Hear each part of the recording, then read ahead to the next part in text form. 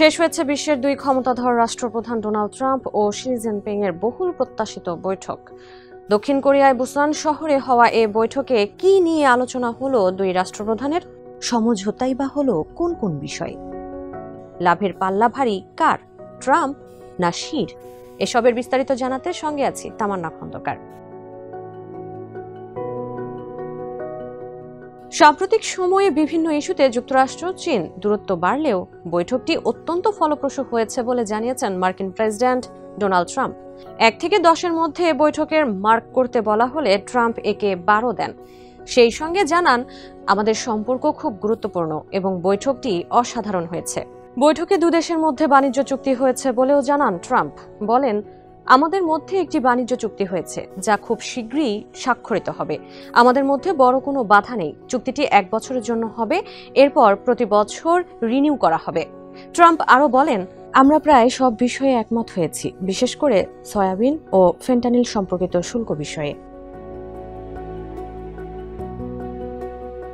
বৈঠকে বেশ কিছু বিষয়ে সমঝোতায় পৌঁছেছে যুক্তরাষ্ট্র চীন। থেমেছে শুল্ক যুদ্ধ।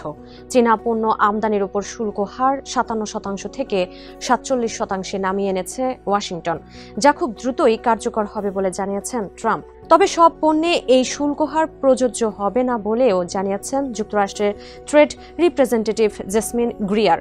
তিনি বলেন, কিছু নির্দিষ্ট পণ্যের ওপর শুল্ক হার 100% পর্যন্ত হতে পারে, কিন্তু সাধারণভাবে এটি প্রায় 45 থেকে 47% হবে। এছাড়াও বিরল খনিজ, সয়াবিন ও ফেন্টানাইল নিয়ে সমঝোতায় পৌঁছেছে দুদেশ। বিরল খনিজ নিয়ে ট্রাম্প বলেন, বিরল খনিজ সম্পর্কিত সব বিষয় সমাধান হয়েছে, যা বিশ্বের জন্য খুব ভালো খবর। রেয়ার আর্থ শব্দটাই কিছুদিন পর আমাদের শব্দভাণ্ডার থেকে হারিয়ে যাবে। মূলত রেয়ার খনিজ চুক্তি নিয়েই বেশি আগ্রহী ছিলেন ট্রাম্প, কেননা এই খনিজ দিয়েই স্মার্টফোন, বৈদ্যুতিক গাড়ি ও সামরিক যন্ত্রাংশ নির্মাণ করা হয়। অথচ এই খনিজের একচেটিয়া নিয়ন্ত্রণ করে চীন। এদিকে এনভিডিয়ার চিপ রপ্তানির ওপর নিষেধাজ্ঞা তুলে নিতে ওয়াশিংটনকে জানিয়েছে বেইজিং। জানিয়ে ট্রাম্প বলেন, আমরা চিপ নিয়ে আলোচনা করেছি।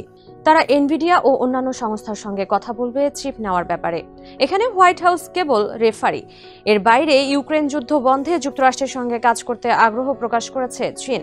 জানিয়ে ট্রাম্প বলেন, আমরা একমত যে উভয় পক্ষই লড়াইয়ে লিপ্ত এবং কখনো কখনো তাদের লড়াই করতে দিতে হয়, তবে শি আমাদের সাহায্য করবেন এবং আমরা ইউক্রেনে একসঙ্গে কাজ করব।